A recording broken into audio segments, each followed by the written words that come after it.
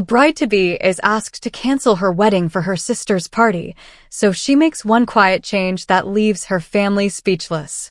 "You need to postpone," my mother said, smoothing her napkin like she was rearranging my future. "Your sister's engagement party is the same weekend." I blinked slowly. "My wedding is booked. Deposits are paid." "She's going through a lot," Mom replied, as if that explained everything. "This is her moment. You can be flexible."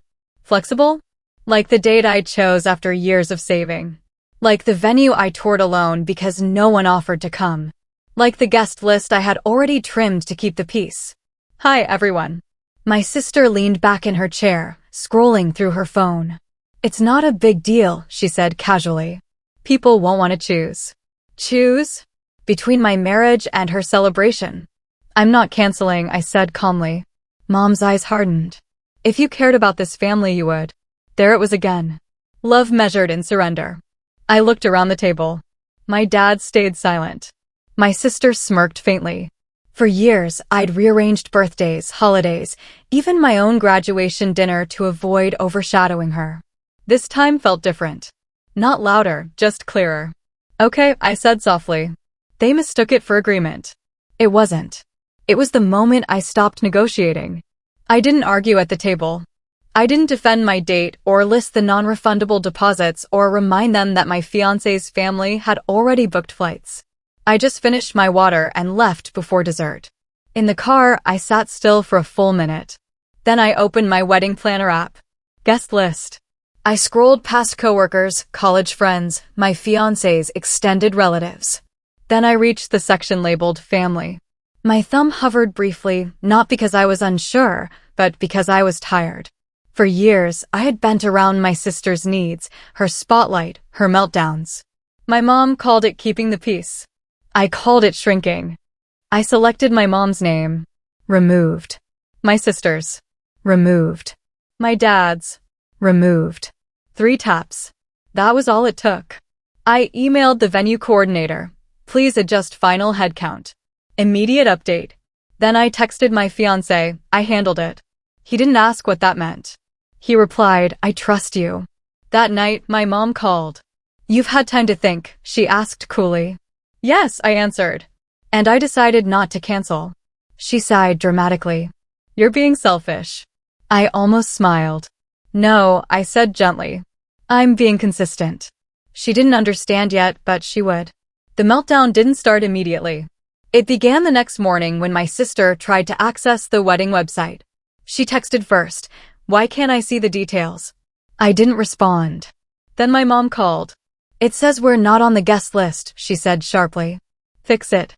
"There's nothing to fix," I replied calmly. Silence. Then disbelief. "You uninvited us?"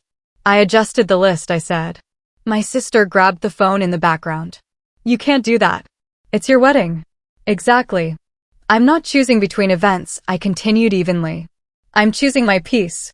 "You're punishing us," my mom accused. "No," I corrected. "I'm responding." Years of rearranging my life flashed through my mind. Canceling a birthday trip because my sister had a bad week. Moving my engagement dinner because she wanted the same restaurant.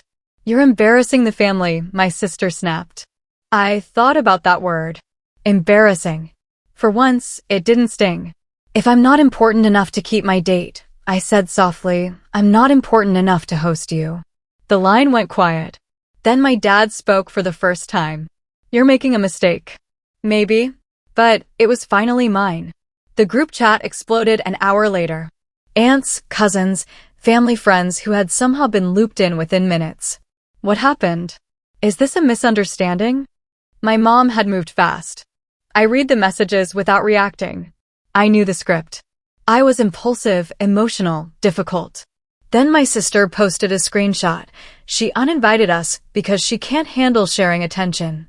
There it was, the narrative forming in real time. I typed one message. My wedding date was set 18 months ago. I was asked to cancel it for my sister's engagement party. I declined. Nothing dramatic. Just facts. Silence followed. My cousin replied privately, "Wait, they asked you to cancel your wedding?" "Yes." "Are you serious?" "Yes." The tone shifted. Not fully, but enough. My mom called again. You've turned this into a spectacle, she said, voice trembling now. No, I answered calmly. You did when you asked me to step aside. You're tearing the family apart, she whispered. I thought about how fragile a family must be if my boundaries could break it. I'm getting married, I said. That's all. Her voice dropped cold again. If you do this, don't expect us to come back. I exhaled slowly. I don't, I replied. They didn't back down. Instead, they escalated. My sister posted a long message online about toxic siblings who couldn't handle not being the center of attention. My mom commented underneath with a broken heart emoji and the words, "Some children forget who raised them." I read it once. Then I closed the app. My fiancé found me in the kitchen that night, quiet but steady. You okay? He asked gently. I am, I said. And I meant it. Because the panic I expected to feel wasn't there. Just clarity. The next morning, my mom sent one final text. If you go through with this, don't ever ask us for help again. I stared at it. I had never asked them for help. Not with the venue, not with the dress, not with the down payment on our apartment. They weren't withdrawing support, they were withdrawing presence. And I had already adjusted for that. I won't, I replied simply. No argument. No paragraph. No pleading. The silence after that felt different, not tense, but resolved. 2 days before the wedding, I heard from an aunt that my sister had moved her engagement party to a different weekend because attendance had dropped. People don't like ultimatums, especially when they're unnecessary. The night before the wedding, my phone rang again. Dad. I almost ignored it, but something told me to answer. You've made your point, he said quietly. Not angry, not demanding, just tired. Your sister's party isn't even the same weekend anymore. I know, I replied. So there's no reason to keep this going. I leaned against the hotel window overlooking the city lights.